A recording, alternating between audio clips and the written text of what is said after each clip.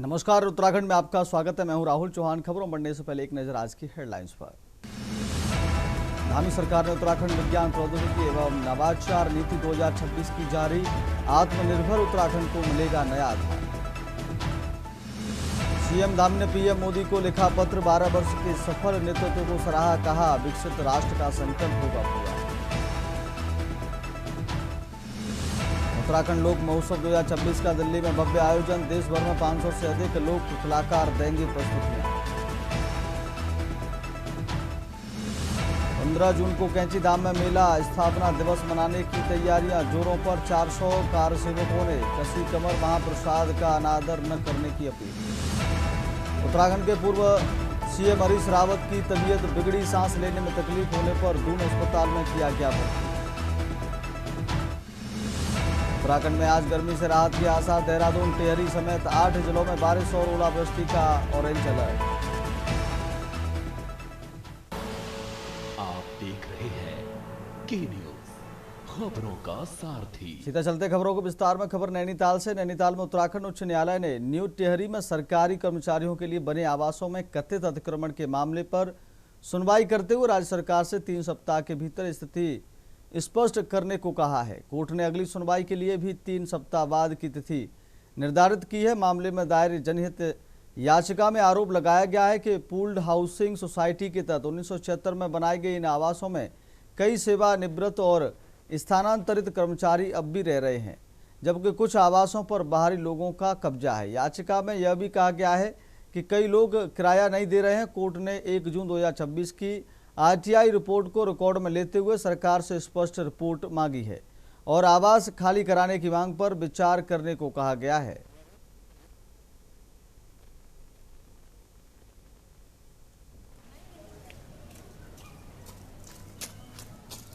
हमारी पीआईएल लगी थी रिगार्डिंग इलीगल इंक्रोचमेंट।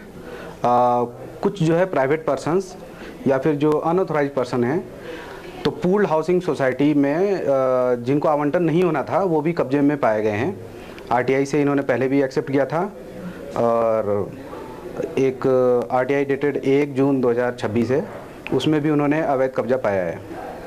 कोर्ट में लर्नेड स्टेट काउंसिल ने ये स्टेटमेंट दिया कि सारे कब्जे हटा दिए गए हैं, लेकिन वो मार्च का है, उनका मार्च का रिपोर्ट है, लेकिन जून में उनकी खुद की आरटीआई रिप्लाई कहती है कि अवैध कब्जा अभी भी है। अगली खबर विकासनगर से, जहां ग्रामीण महिलाओं और बेरोजगार युवाओं को आत्मनिर्भर बनाने के लिए पंजाब नेशनल बैंक ग्रामीण स्वरोजगार प्रशिक्षण संस्थान ने एक सराहनीय पहल की है। राजधानी के शंकरपुर स्थित संस्थान में 30 दिवसीय लाइट मोटर व्हीकल चालक प्रशिक्षण कार्यक्रम का शुभारंभ किया गया है। शिविर में स्वयं सहायता समूहों की महिलाएं, मनरेगा परिवारों के सदस्य और ग्रामीण युवा शामिल हैं। प्रशिक्षण के दौरान इन्हें वाहन चलाने के साथ साथ सड़क सुरक्षा, यातायात नियम और वाहन के रखरखाव की जानकारी दी जाएगी। इस ट्रेनिंग से स्व सहायता समूह की महिलाएं अपने उत्पादों को बाजार तक पहुंचाने के लिए आत्मनिर्भर बन सकेंगी। चालकों की बढ़ती मांग के बीच यह कोर्स युवाओं और महिलाओं को रोजगार व स्वरोजगार के बेहतरीन अवसर प्रदान करेगा।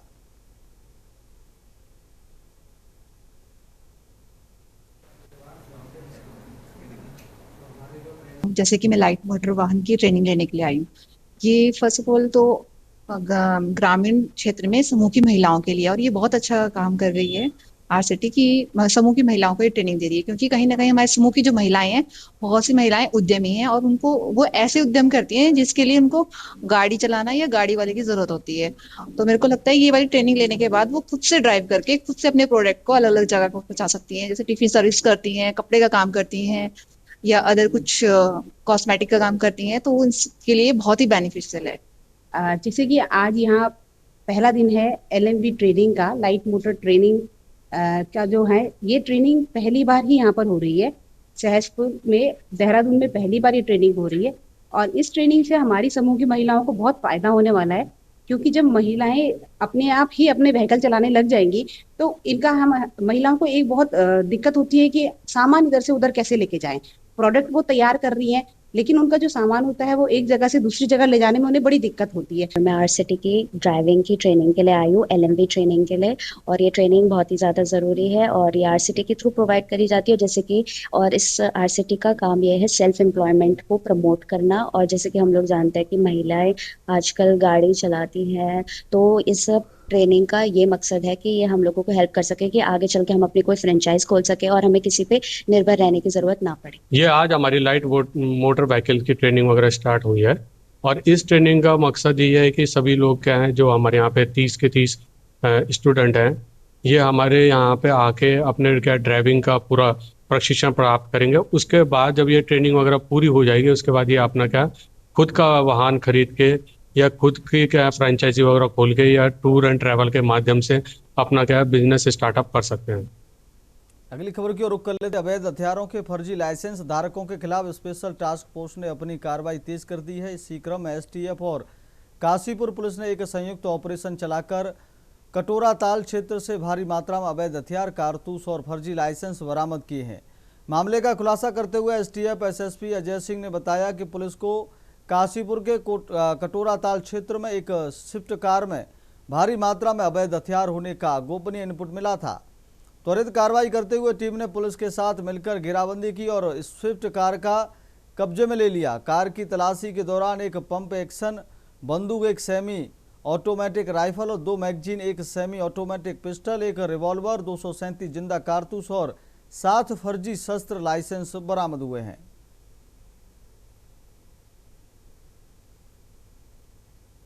शस्त्र को लेकर उत्तराखंड में एक सत्यापन अभियान एसटीएफ द्वारा चलाया जा रहा था।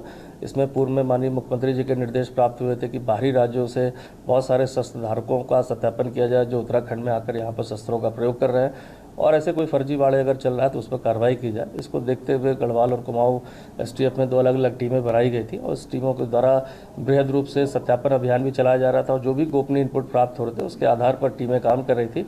और इसमें सफलता कल काशीपुर क्षेत्र में भी एक इनपुट के आधार पर एक स्विफ्ट गाड़ी में भारी मात्रा में हथियार होने की सूचना प्राप्त होने पर संयुक्त टीम उधम सिंह नगर पुलिस और एसटीएफ कुमाऊं द्वारा जो है गाड़ी की तलाशी ली गई और उसमें से 4 वेपन मिले, जो सेमी ऑटोमेटिक बंदूक थी और एक राइफल है सेमी ऑटोमेटिक, एक रिवॉल्वर और एक पिस्टल मिले और 237 कारतूस बरामद हुए। अगली खबर की ओर रुख करते। देश में सर्वाधिक समय तक प्रधानमंत्री के रूप में सेवा करने का ऐतिहासिक कीर्तिमान बनाने पर प्रधानमंत्री नरेंद्र मोदी की दीर्घायु और उनके निरंतर कुशल नेतृत्व की कामना को लेकर भाजपा कार्यकर्ताओं ने धर्मनगरी हरिद्वार में मां गंगा की विशेष पूजा अर्चना की। इस अवसर पर कार्यकर्ताओं ने गोविंद घाट पर एकत्रित होकर मां गंगा का दुग्धाभिषेक किया और देश की उन्नति की प्रार्थना की। इस मौके पर वरिष्ठ भाजपा नेता राजीव शर्मा ने प्रधानमंत्री के समर्पण की सराहना करते हुए कहा, बिना थके, बिना रुके और बिना कोई छुट्टी लिए प्रत्येक क्षण देश को समर्पित करने वाले प्रधानमंत्री नरेंद्र मोदी ने सेवा, सुशासन व गरीब कल्याण के जो अनवरत कार्य किए हैं वे पूरे विश्व के लिए एक मिसाल हैं।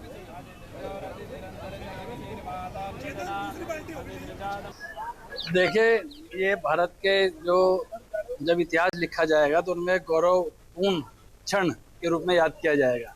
नरेंद्र मोदी जी ने जिन्होंने नए भारत का निर्माण किया है और एक लंबे कालांतर के बाद एक ऐसा प्रमुख सेवक, प्रधान सेवक देश को मिला जिसने चाहे धर्म हो, संस्कृति हो, विकास हो, देश की किसी भी प्रकार की चहुमुखी उन्नति हो, उसके लिए बहुत प्रयास किया। और आज उनका जो कार्यकाल है प्रधानमंत्री के रूप में भारत में किसी भी प्रधानमंत्री का सर्वाधिक कार्यकाल के रूप में स्थापित हुआ है।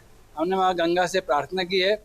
सभी के लिए बड़ा सौभाग्य का विषय है कि एक राष्ट्रवादी विचारधारा के व्यक्ति इस देश में सर्वाधिक काल तक प्रधानमंत्री के दायित्व पर आसीन रहने का आज एक रिकॉर्ड बना और ये निश्चित रूप से ये रिकॉर्ड बनना, ये इस प्रकार का कीर्तिमान स्थापित होना, ये साबित करता है कि विश्व की निगाहें जो हिंदुस्तान पे लगी है, भारत जिस विकसित राष्ट्र बनने की तरफ बढ़ रहा है उसको आज पूरे विश्व में सराहा जा रहा है।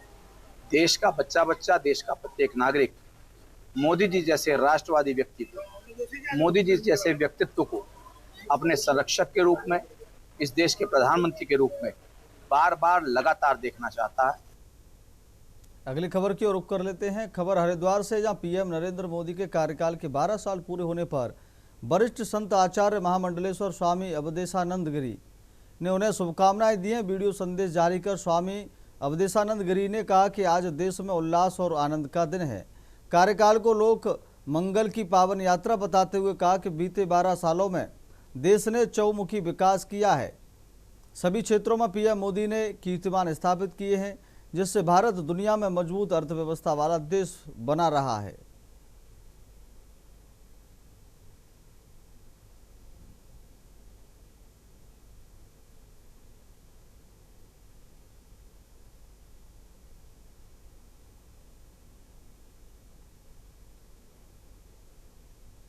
भारत में अत्यंत आह्लाद उल्लास है। एक ऐतिहासिक दिवस है कि जब भारत के यशस्वी लोकप्रिय प्रधानमंत्री आदरणीय श्री नरेंद्र भाई मोदी जी ने अपने शासन व्यवस्था के 4,399 दिवस संपूर्ण किए हैं। ये उनकी एक यात्रा, लोक मंगल की यात्रा, लोक कल्याणकारी यात्रा, ये राष्ट्रोत्थान की यात्रा अनथक, अविराम, अविच्छिन्न, उनकी साधना का सातत्य, एक निर्बाध यह सेवा यात्रा, एक ऐसी सेवा यात्रा जिसमें सभी के लिए कल्याणकारी योजनाएं बनी। उनका जीवन समष्टि कल्याण के लिए है। अगली खबर का रुख कर लेते हैं। देहरादून जिले की विधानसभा क्षेत्रों में विधायक नदी के उपयोग को लेकर जारी आंकड़ों ने राजनीतिक चर्चाओं को हवा दे दी है। उपलब्ध जानकारी के अनुसार चकराता से कांग्रेस विधायक प्रीतम सिंह विधायक नदी खर्च करने के मामले में सबसे आगे रहे हैं, जबकि राजपुर से भाजपा विधायक खजान दास सबसे पीछे बताए गए हैं। विधायक निधि का उपयोग सड़क, पेयजल, शिक्षा और अन्य जनहित के विकास कार्यों के लिए किया जाता है। इस मुद्दे पर कांग्रेस प्रदेश प्रवक्ता गरिमा दसोनी ने कहा कि भाजपा सरकार होने के बावजूद निधि खर्च करने में कांग्रेस विधायक प्रीतम सिंह आगे रहे, जबकि भाजपा विधायक खजान दास पीछे रह गए। आंकड़ों को लेकर अब राजनीतिक बहस तेज हो गई है।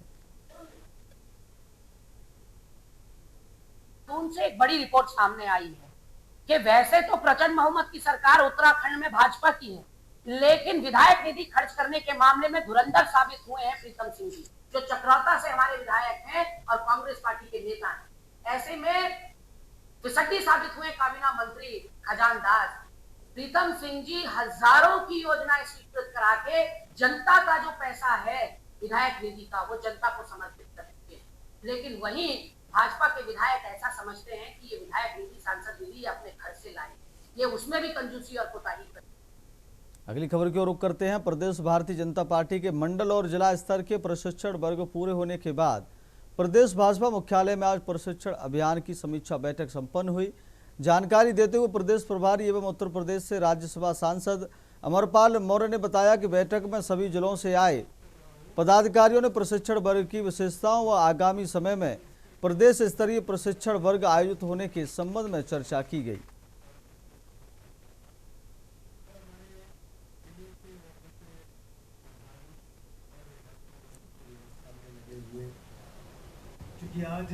आज उत्तराखंड प्रदेश के जो प्रशिक्षण अभियान जो है हमारे कार्यकर्ताओं के द्वारा आयोजित किया गया था।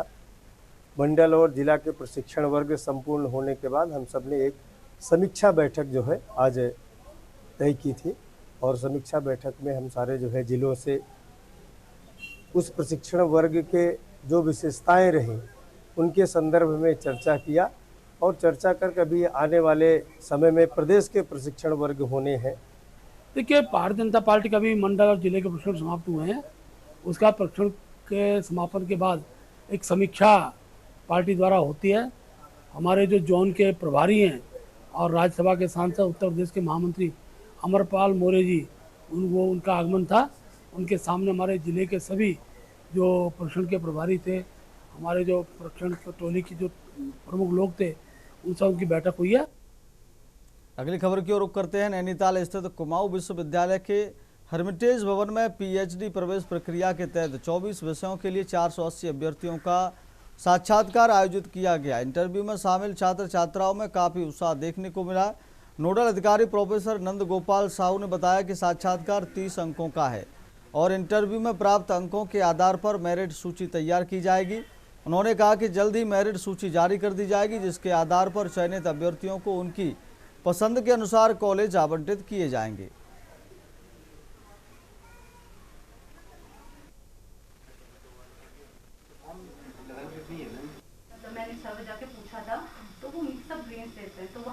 एक्चुअली अभी जो पीएचडी एडमिशन के लिए इंटरव्यू हो रहा है, जो 30 मार्क्स के लिए इंटरव्यू हो रहा है, एंड पहले रिटिन में जो क्वालिफाइड कर लिया, एंड जो एग्जेम्प्टेड कैटेगरी स्टूडेंट्स है सबके लिए ऐसे इंटरव्यू चल रहा है। नियर अबाउट 24 डिपार्टमेंट्स का है एंड नियर अबाउट 480 स्टूडेंट्स का है। तो अभी ऑल डिपार्टमेंट्स का तो इंटरव्यू स्टार्ट हो गया। कि स्टूडेंट्स तो ऑल ओवर इंडिया का है, कोई दिल्ली से है, बिहार है, एंड बाहर का भी स्टूडेंट्स है। रुक करते अगली खबर की ओर। नैनीताल के मां नयना देवी मंदिर में भाजपा कार्यकर्ताओं ने विधायक सरिता आर्य के साथ प्रधानमंत्री नरेंद्र मोदी की दीर्घायु और स्वस्थ जीवन की कामना को लेकर विशेष पूजा अर्चना की। यह कार्यक्रम केंद्र सरकार के 12 वर्ष पूरे होने और प्रधानमंत्री मोदी के लंबे कार्यकाल के उपलक्ष्य में आयोजित किया गया। भाजपा नेता नितिन कार्की ने कहा कि प्रधानमंत्री मोदी के नेतृत्व में भारत विश्व पटल पर एक सशक्त राष्ट्र के रूप में उभरा है। उन्होंने कहा कि विकसित भारत और विश्व गुरु भारत के संकल्पों को साकार करने की दिशा में देश लगातार आगे बढ़ रहा है।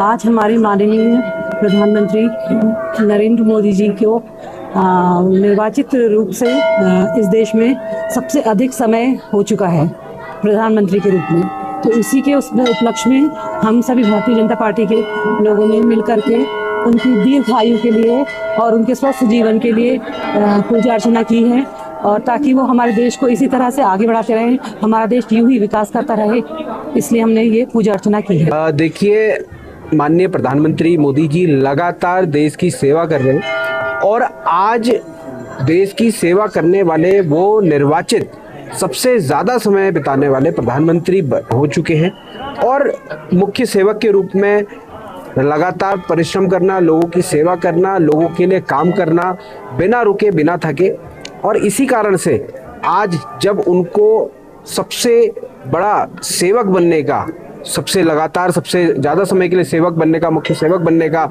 सौभाग्य मिला है। अगली खबर को रुख करते देहरादून पुलिस ने ऑपरेशन प्रहार के तहत बड़ी कार्रवाई करते हुए रंगदारी और फायरिंग के आरोपी अमन को गिरफ्तार किया है। पुलिस के अनुसार 25 मई को प्रेमनगर थाना क्षेत्र में 30 लाख रुपए की रंगदारी मांगने और गरफर फायरिंग करने का मामला दर्ज हुआ था। जांच के सामने आया कि जेल में बंद अर्जुन ने अपने साथियों अमन, विकास और दीपिका के जरिए पीड़ित परिवार को धमकाने की साजिश रची थी। 20 मई को आरोपियों ने घर पर फायरिंग कर धमकी भरा पत्र भी फेंका था। पुलिस ने अमन को बिदौली क्षेत्र से गिरफ्तार कर उसके पास से 315 बोर का तमंचा और 2 कारतूस बरामद किए हैं। मामले में विकास और दीपिका की तलाश जारी है। दिनांक 25 मई 2026 को श्रीमती सीमा राजपूत पत्नी श्री अजय राजपूत द्वारा एक थाना प्रेमनगर में एक तहरीर दी गई, जिसमें इनके द्वारा बताया गया कि अर्जुन, दीपिका, विकास बलारा व अमन द्वारा इनसे 30 लाख रुपए रंगदारी की डिमांड की गई। साथ ही जान से मारने की नीयत से इनके घर में फायरिंग की गई। उक्त तहरीर के आधार पर थाना प्रेमनगर में बीएनएस की धारा 109, 308, 61 में अभियोग पंजीकृत किया गया। मैटर की संवेदनशीलता को देखते हुए तुरंत पुलिस टीमें गठित की गई, जिन्होंने अपने मुखबिर तंत्र को सक्रिय कर सुरागरसी पतरासी करते हुए एक अभियुक्त अमन को बिदौली क्षेत्र से गिरफ्तार किया। अगली खबर की ओर रुख करते ऋषिकेश नगर निगम के अंतर्गत होने वाले विकास कार्यों को लेकर निगम महापौर शंभू पासवान ने प्रेस वार्ता के जरिए निगम की उपलब्धियों का खाका रखा। महापौर ने बताया कि नगर निगम क्षेत्र में कई विकास योजनाएं धरातल पर गतिमान हैं।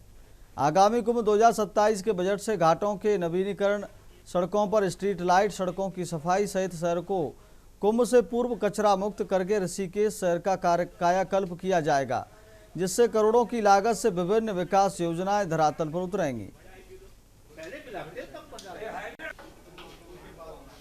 और बहुत सारी उपलब्धियां इस दौर में, इस 1.5 साल के अंदर नगर निगम के क्षेत्र में या नगर निगम को प्राप्त हुई है, जिसमें कि आप जान रहे हैं कि एक हमारा कार्यालय जो पुराना बनी रहा है उस पर कार्य गतिमान है एमडीडीए के द्वारा। उस पर बात पहले हो चुकी है, बार बार करना ठीक नहीं है। सॉलिड वेस्ट मैनेजमेंट प्लांट हमारा जो लाल पानी में बन रहा है वो ट्रायल उसका हो चुका है और बहुत जल्द ही हमारे नगर निगम क्षेत्र का सारा कचरा प्रतिदिन का वहाँ जाना प्रारंभ हो जाएगा। और साथ ही जो पुराना कचरा गोविंद नगर में पड़ा हुआ था जिसको लिगेसी वेस्ट कहते हैं, तो वो लिगेसी वेस्ट निस्तारण के लिए भी अभी पिछले 4-5 महीने पहले से जो प्रस्ताव गए थे उन प्रस्ताव पर स्वीकृति प्राप्त हो गई। फरवरी में स्वीकृति प्राप्त हुई, अप्रैल में। ये है कि हमने कुंभ मेला के लिए कई मांग पत्र रखा था सरकार ने, तो एक बहुत बड़ा बैठक हुआ था हरिद्वार में जिसमें माननीय पुष्कर सिंह धामी जी थे और उनके अध्यक्षता में वो बैठक हुआ था कुंभ मेला। तो एक मांग पत्र हमने जारी किया, मांगा था, तो उसमें सबसे पहले ये था कि त्रिवेणी घाट के लिए नवीनीकरण के लिए हमने रखा था अपना प्रस्ताव। अगली खबर की ओर रुख करते खबर देहरादून से, जहां कैबिनेट मंत्री गणेश जोशी ने गढ़ी कैंट स्थित टपकेश्वर मंदिर में पीएम नरेंद्र मोदी के देश के सबसे लंबे समय तक लगातार सेवा देने वाले निर्वाचित प्रधानमंत्री बनने के उपलक्ष्य में पूजा अर्चना कर उनके दीर्घायु जीवन और सत्तम स्वास्थ्य की प्रार्थना की। उन्होंने पीएम मोदी को बधाई और शुभकामनाएं देते हुए कहा कि भारत के लोकतांत्रिक इतिहास में यह एक गौरवपूर्ण और ऐतिहासिक क्षण है। पिछले 4399 दिनों में प्रधानमंत्री मोदी के दूरदर्शी नेतृत्व, दृढ़ संकल्प और राष्ट्र प्रथम की भावना के कारण भारत ने विकास, सुशासन और जन कल्याण के क्षेत्र में अनेक नए कीर्तिमान स्थापित किए हैं। यह महज अंकों का आंकड़ा नहीं बल्कि 140 करोड़ देशवासियों के अटूट विश्वास और समर्थन का प्रतीक है। नरेंद्र मोदी जी सबसे लंबा कार्यकाल पूरा करने वाले प्रधानमंत्री बने हैं और इन 12 सालों के अंदर भारत के मान को विश्व के पटल पर ऊंचा करने का काम प्रधानमंत्री मोदी जी ने किया है। आज भारत विश्व की चौथी सबसे बड़ी आर्थिक शक्ति है। आज रक्षा के क्षेत्र में हम आगे हो रहे हैं। आज एक समय ये था हम विदेशों से हथियार खरीदते थे और आज हमारे बनाए हुए हथियार आपने देखा होगा हमारी बर्मोस्ट मिसाइल जिसकी विमान हो रही है। फिलहाल खबर उत्तराखंड में मेरे साथ इतना ही। देखते रहिए के न्यूज इंडिया। नमस्कार।